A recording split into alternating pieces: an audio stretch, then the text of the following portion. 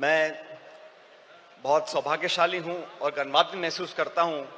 गर्व इस बात का कि जो प्रस्ताव न्याय पथ के नाम से कार्य समिति ने कल बनाया है वो आप सबके समक्ष हम लोग रख रहे हैं।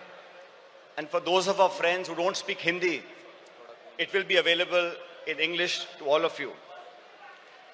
साथियों, आज से ठीक 100 साल पहले महात्मा गांधी जी ने कांग्रेस पार्टी का अध्यक्ष पद संभाला था और ये 150वीं जयंती सरदार पटेल साहब की है।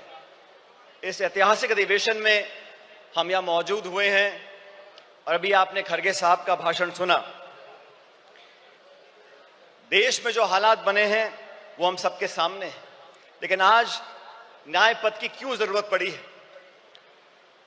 देश में जो सरकार काम कर रही है, पिछले 10 सालों में महंगाई, बेरोजगारी, आर्थिक असमानता, ध्रुवीकरण और क्रूरता की सारी हदें पार कर चुकी है और भारतीय राष्ट्रीय कांग्रेस अब नफरत, नकारात्मकता और निराशा के इस वातावरण को बदलकर न्याय और संघर्ष के रास्ते पर चलने के लिए प्रतिबद्ध है। कांग्रेस की रगों में कुर्बानी और राष्ट्रवाद भरा हुआ है, लेकिन कांग्रेस के लिए राष्ट्रवाद क्या है? जो लोग राष्ट्रवाद की दुहाई देते हैं, राष्ट्रवाद का चोला ओढ़कर वोट बटोरने का काम करते हैं, मैं उन लोगों को बताना चाहता हूं कि कांग्रेस पार्टी का जन्म संघर्ष के लिए हुआ, देश की आजादी के लिए हुआ और कांग्रेस पार्टी के सुनहरे इतिहास में हमारे नेताओं ने जो कुर्बानियां दी हैं उसका पूरे देश और दुनिया में कोई दूसरा उदाहरण नहीं है। कांग्रेस पार्टी के नेताओं ने देश को अखंड रखने के लिए, चाहे इंदिरा गांधी जी हो, चाहे राजीव गांधी जी हो, चाहे सरदार बेअंत सिंह हो, उन्होंने अपने प्राण न्यौछावर किए, छातियों पे गोलियां खाई इस देश की अखंडता और समृद्धता को एक रखने के लिए। ये कांग्रेस का राष्ट्रवाद है। कांग्रेस का राष्ट्रवाद भारत को जोड़ने का है, भाजपा का राष्ट्रवाद समाज को तोड़ने का है। कांग्रेस का राष्ट्रवाद भारत की अनेकता को एकता में मिलाने का है और भाजपा का राष्ट्रवाद अनेकता को खत्म करने का है। सत्ता को हथियाने के लिए और बरकरार रखने के लिए धर्म, जाति, क्षेत्रवाद, भाषा, पहनावा और खान पान पर लोगों को बांटने के लिए जो राष्ट्रवाद की दुहाई देते हैं, उनको आईना दिखाने का अब समय आ चुका है। वो लोग जो कांग्रेस मुक्त बनाने की बात करते हैं, मैं याद दिलाना चाहता हूं आपको, राजीव गांधी जी प्रधानमंत्री बने थे तो कांग्रेस के पास 400 से ज्यादा सांसद थे। हमने कभी नहीं सुना राजीव जी को बोलते हुए कि विपक्ष मुक्त देश बनाना चाहते हैं या भाजपा मुक्त देश बनाना चाहते हैं। लेकिन घमंड की ये परिकाष्ठा हो गई है कि कांग्रेस मुक्त बनाना चाहते हैं।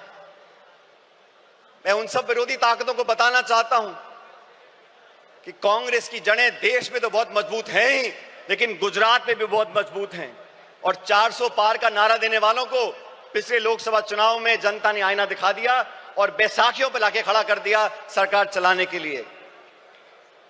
प्रजातंत्र की पहरी है और संविधान की रक्षक है कांग्रेस पार्टी। 1950 में जब संविधान लागू हुआ था, उससे पहले बाबा साहब अम्बेडकर ने खुद 25 नवंबर 1939 को संविधान सभा में कहा था कि कांग्रेस के बिना संविधान बनाना असंभव था। पिछले 75 सालों में कई सरकारें देश में आई, कांग्रेस की और गैर कांग्रेस की, लेकिन हर सरकार ने मूलतः संवैधानिक संस्थाओं को पोषित करने का काम किया, संवैधानिक संस्थाओं को संरक्षण देने का काम किया। लेकिन दुर्भाग्य से पिछले 10 साल से जो सरकार दिल्ली में बैठी है, उन्होंने जानबूझकर नीतिगत तरीके से सभी संवैधानिक संस्थाओं को जानबूझकर खोखला करने का काम किया है, उनकी पारदर्शिता को समाप्त करने का काम किया है। और ये आज की बात नहीं है। फरवरी 2000 में भाजपा की सरकार ने संविधान की समीक्षा के लिए एक आयोग बनाया और साजिशपूर्ण तरीके से खिलवाड़ करने की कोशिश करी, लेकिन राष्ट्रव्यापी विरोध किया कांग्रेस ने, पूरे देश के लोगों ने उनको अपने हाथ पीछे खींचने पड़े। और 2024 के लोकसभा चुनाव से पहले भाजपा नेताओं ने खूब कहा 400 पार करा दो और भाजपा के सांसदीय उम्मीदवारों ने कई बार नारा देकर अपनी दुर्भावनाओं को प्रकट किया कि कैसे वे संविधान के खिलवाड़ करना चाहते हैं। साथियों, भाषण देना अलग बात है, लेकिन सरकार के कामकाज को आप देखिए। 6 वर्ष पहले भाजपा सरकार ने सदन में कहा था कि जम्मू कश्मीर को पूर्ण दर्जा देंगे। सुप्रीम कोर्ट की कॉन्स्टिट्यूशनल बेंच ने आदेशित किया कि आप जम्मू कश्मीर को पूरा दर्जा दो राज्य का, आज तक नहीं दिया। मणिपुर में क्या घट रहा हम देख रहे हैं, गृह युद्ध के हालात बने हुए हैं, बलात्कार हो रहा है, लूटपाट हो रही है, महामारी बची है, लेकिन ना तो प्रधानमंत्री जी को वहां जाने का समय है, ना उनकी इच्छा है। वो लोग जो संविधान की बात करते हैं और अपनी कार्यप्रणाली से संवैधानिक संस्थाओं का दुरुपयोग कर कर अपने राजनीतिक प्रतिद्वंदियों को आरोपी बनाने का काम करते हैं, उनका पर्दाफाश करने का समय आ गया है। कांग्रेस पार्टी ने, राहुल गांधी जी ने, खड़गे साहब ने लोकसभा चुनाव से पहले इंडिया अलायंस का गठबंधन किया। देश के सामने जो चुनौतियां थी उसका सामना करने के लिए समान दृष्टिकोण रखने वाले दलों को साथ लेकर आए थे और भविष्य में भी भाजपा सरकार को चुनौती देने के लिए संसद के अंदर और संसद के बाहर समय पड़ने पर तमाम हमारे इंडिया अलायंस के गठबंधन के साथियों के साथ हम चर्चा कर आगे बढ़ने का काम करेंगे। मैं धन्यवाद देना चाहता हूं राहुल गांधी जी का। सामाजिक न्याय की लड़ाई लड़ने का अगर रास्ता किसी ने दिखाया है तो राहुल जी ने दिखाया है।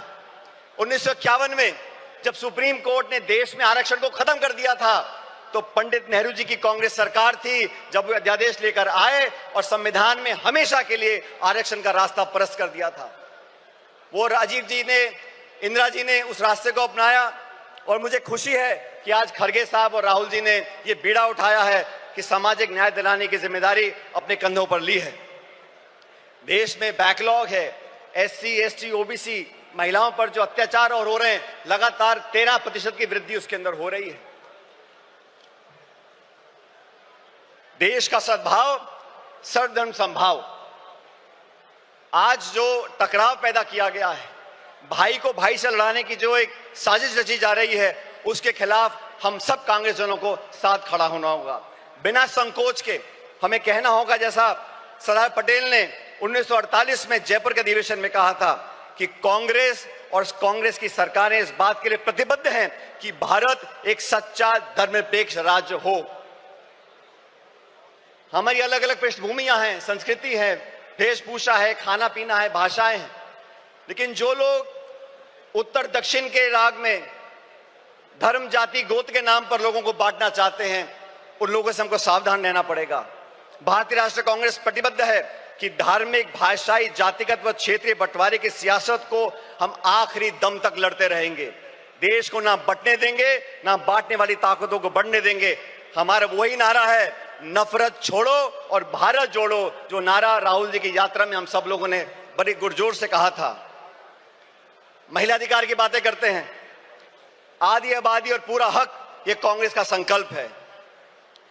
एनी बेसेंट से लेके सरोजिनी नायडू जी, नेली सेनगुप्ता जी, इंदिरा गांधी जी, सोनिया गांधी जी ने हमेशा महिलाओं के अधिकारों को पहली पंक्ति में लाने का काम किया है। पिछले एक दशक में महिला अत्याचार, शोषण, प्रताड़ना, अपराध इतने बढ़ गए हैं कि भारत मां की आत्मा पूर्णतः छलनी हो गई है।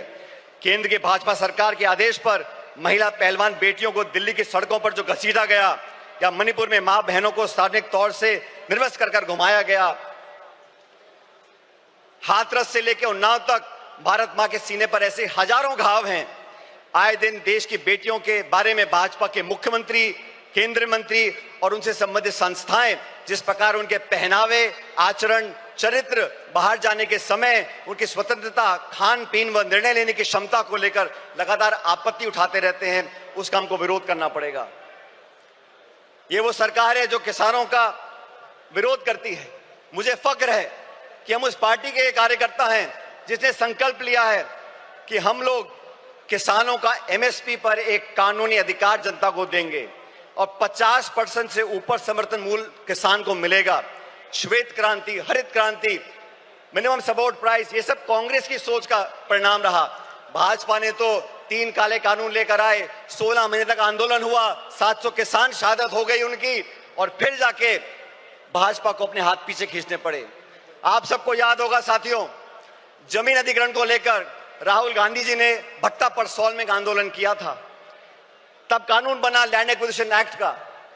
उस भट्टा परसौल के आंदोलन के बाद से तमाम चंद उद्योगपति और भाजपा की सरकार ने मिलकर राहुल जी की छवि को धूमिल करने का काम किया था और आज तक वो इस काम में लगे हुए हैं, क्योंकि गरीब की, किसान की, मजदूर की, अपेक्षित की आवाज उठाने का काम राहुल जी करते हैं, कांग्रेस पार्टी करती है।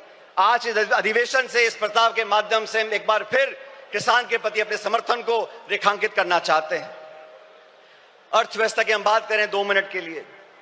मनमोहन सिंह जी की सरकार में 10 साल में 27 करोड़ लोगों को गरीबी रेखा से उठाया गया, 8% की जीडीपी ग्रोथ हुई। आज के जो हालात हैं, और कृपया करके गौर से सुनिए, इस देश के जो 1% सबसे अमीर लोग हैं, उनके पास देश की 40% संपत्ति है। 1% अमीर लोगों के पास 40% संपत्ति है, और जो निचले 50% लोग हैं, उनके पास मात्र 6.5% संपत्ति इस देश की है। हम लोग आज अधिवेशन मौजूद हैं, ये संकल्प लेके यहां से जाना पड़ेगा। कर्नाटका में हम लोगों ने संकल्प लिया कि 2025 संगठन का वर्ष होगा। साथियों, मैं चाहता हूं इस अधिवेशन की महक पूरे देश के हर गांव, हर ढाणी, हर कस्बे तक पहुंचे। जिस इच्छा शक्ति के साथ हम संघर्ष कर रहे हैं, जिस मजबूती से राहुल गांधी जी, मोदी जी और पूरी सरकार को चुनौती दे रहे हैं, उनके साथ कंधे से कंधा मिलाकर हम लोगों को राजनीतिक विजय प्राप्त करनी पड़ेगी। और राजनीतिक विजय प्राप्त करने के लिए संगठन को मजबूत करना बहुत जरूरी है। न्याय का संकल्प, संघर्ष का पथ। आज साथियों, हम एकजुट हो जाएं, पूरी दृढ़ इच्छा शक्ति के साथ न्याय का संकल्प करें, संघर्ष के पथ पर आगे बढ़ें। और आज इस बेहद कठिन दौर से हम गुजर रहे हैं, लेकिन हम सभी साथी कार्यकर्ता मजबूती से कांग्रेस की अपनी असीम संगठनात्मक क्षमता, दक्षता, कार्यकुशलता के आधार पर अधिक से अधिक विस्तार करें, और भारतवासियों के लिए न्याय के संघर्ष का संकल्प सरकार हम साकार करेंगे। ये संघर्ष रंग लाएगा और विजय दिलाएगा। मैं अंत में दिनकर साहब की कुछ पंक्तियों को परिभाषित कर आपके बीच रखना चाहता हूं। चले संघर्ष आठों याम तुमसे, चले संघर्ष आठों याम तुमसे, करेंगे अंत तक संग्राम तुमसे। हमारे न्याय की संकल्पना साकार होगी, कांग्रेस की फिर जय जयकार होगी। बहुत बहुत धन्यवाद। जय हिंद।